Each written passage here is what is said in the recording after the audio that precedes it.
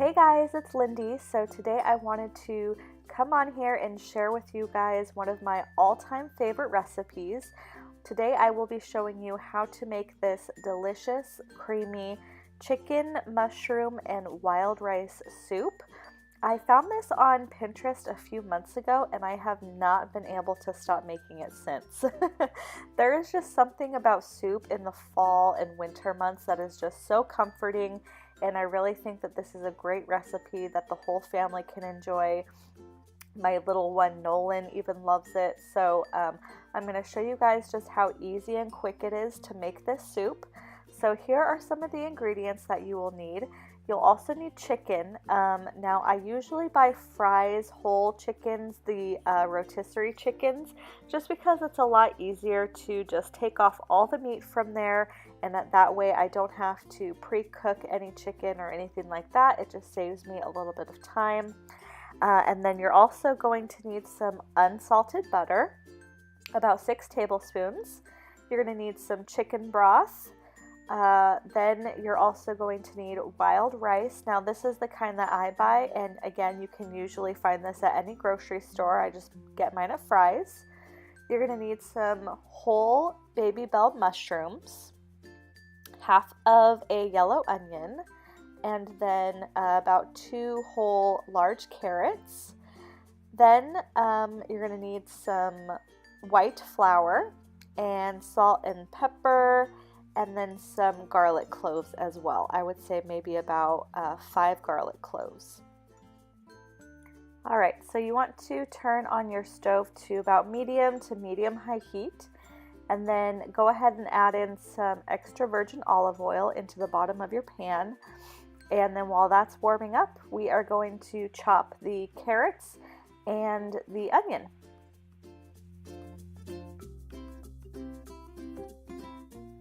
So after you have chopped up your veggies, we're going to go ahead and just throw them into the pot here. And the reason why you want to chop up the carrots and the onion first is because especially the carrots, they take a little bit longer to cook down than the mushrooms will. So you want to get those going first. So let me just set the camera down real quick, and then I'm going to go ahead and add these into the pot.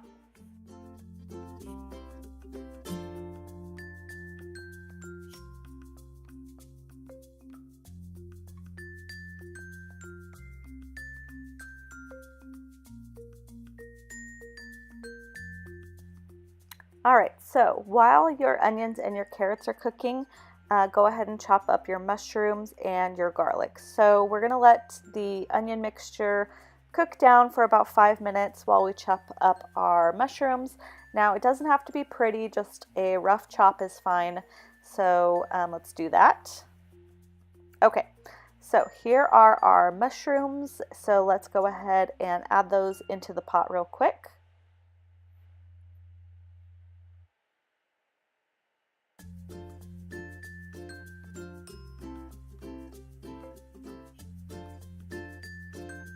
Alright, so you want this to cook again for about 5 or 10 minutes, just until the mushrooms become nice and soft and transparent. Now as far as the garlic, and I'm just adding a pinch of salt in here first. As far as the garlic goes, if you do not have a garlic crusher, then you can just chop the garlic up really fine. I'm probably going to use about 5 cloves of garlic because I personally like a lot of garlic, but if you don't have to use that much. I am going to crush my garlic. I find that this just really brings out the flavor of the garlic more, so I really prefer this method.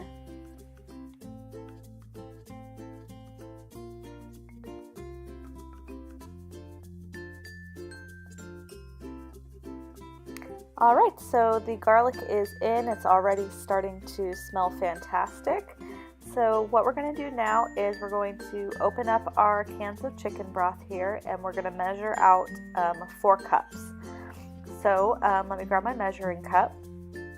So this is a 2-cup measuring cup, so I'm just going to measure 2 cups first, pour that in, and then I'm going to measure another 2 cups and pour that in. So you're going to have about 4 cups total. You can add a little bit more if you want to. You could even probably go 5 cups and be safe, because the soup does thicken up quite a bit, especially after we add the roux. So yeah, if you want to add a little bit more chicken broth, that is totally fine. Alright, so now it is time to add in the wild rice.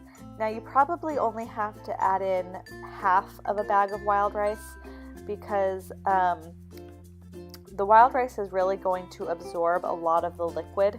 So you're going to only need to use half the bag. So after you pour it in, go ahead and turn your heat up so that it comes to a boil, and put the lid on. But you want to let it come up to a boil, and then once it does come to a boil, then turn the heat back down to a simmer, and you're going to want to let it simmer for a good, I would say a good hour, because that is just going to give the wild rice plenty of time to cook and get nice and tender. If you undercook it, then it's going to be hard. So just make sure that you cook it really well. And before I forget, we're also going to throw in about half a teaspoon of thyme. You can use ground thyme or you can use thyme leaves. It really doesn't matter. But now go ahead and put the lid back on and let it simmer for about an hour. Okay, so we're getting started on the roux now. So basically how you're going to make the roux is you're going to melt 6 tablespoons of butter into a small saucepan. So go ahead and just put your saucepan on about medium heat and just melt down 6 tablespoons of butter. Okay, so once your butter is melted, go ahead and turn the heat down to medium-low, and then go ahead and add in about half a cup of flour.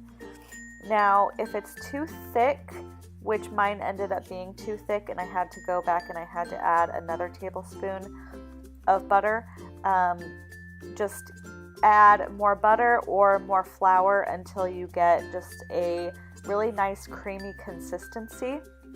So as you can see here, it was way too thick, so that's when I put the camera down and I just grabbed another little sliver of butter, added that into my pot, and then basically just started stirring it around until I got the consistency that I wanted. Okay, so this is the consistency that you're looking for, just nice and creamy, not too thick. So what you want to do is you want to just stir this around really well. Let it cook on medium-low just to kind of cook some of that flour taste out for a few minutes. Just make sure you keep stirring so that you don't burn it. And then after that, we're going to add in our milk. All right, so go ahead and grab your milk and just, I'm going to pour in just like a little bit at a time and whisk it around, and then just pour in the rest. Just so it incorporates a little bit better. And then pour in the rest. Okay, now from here what you want to do is you want to keep mixing. Turn the heat up a little bit, maybe to medium, and just keep stirring this until it starts to get nice and thick.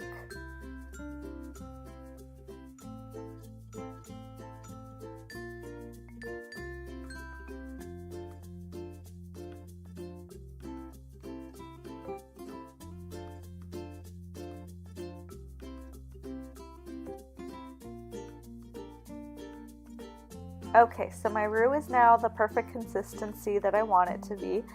It's nice and thick, so I just want to go ahead and let this cool down now, and we're just going to go ahead and let it sit for a few minutes. Now what you can do in the meantime is go ahead and, if you haven't already, take off all the meat from the chicken. Let's just check on our soup real quick and just make sure that you stir it a few times as well over that hour period.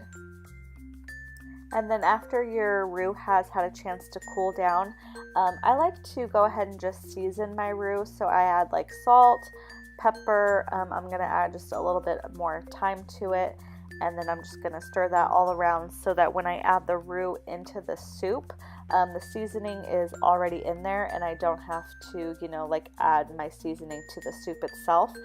It'll just already be in the roux that we're gonna put in.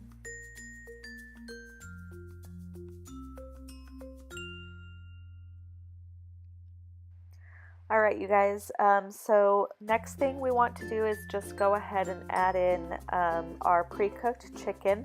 So like I said earlier, you know, I basically just took all the chicken off of my rotisserie chicken here.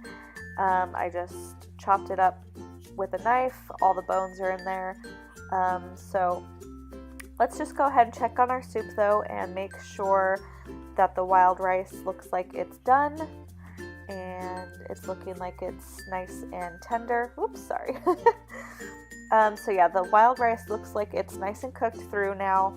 It looks nice and tender, and you can see that it's already absorbed some of the water. So now we're gonna go ahead and add in the roux, and this is just gonna give that soup that really nice creamy consistency that you're looking for. So just dump it all in there, and then we're gonna grab our spoon and just kind of mix everything around to incorporate everything. It smells incredible, you guys. I cannot wait to eat this. Okay, go ahead and add in all of your chicken and just kind of like let it get warmed through. Now, as you let the soup sit longer, especially if you lower the heat down to like a simmer, it's going to get thicker and thicker and thicker as it cools down. So even though it looks, even if it's not looking as thick as you want it to be right now, don't worry, I promise you that it'll thicken up more as it cools down.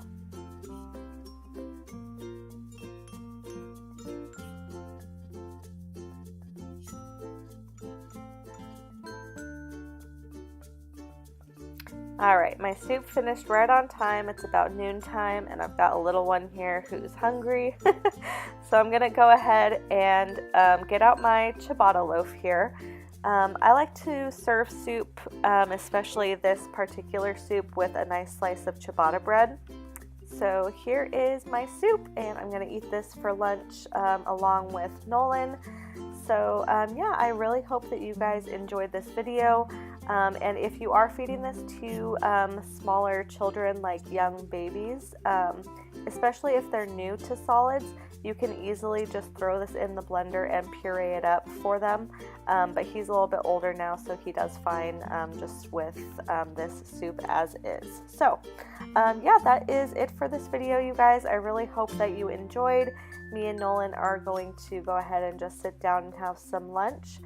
So thank you so much for watching. Please subscribe to my channel if you haven't already. Follow me on Snapchat and Instagram, and I will see you guys in my next video. Bye!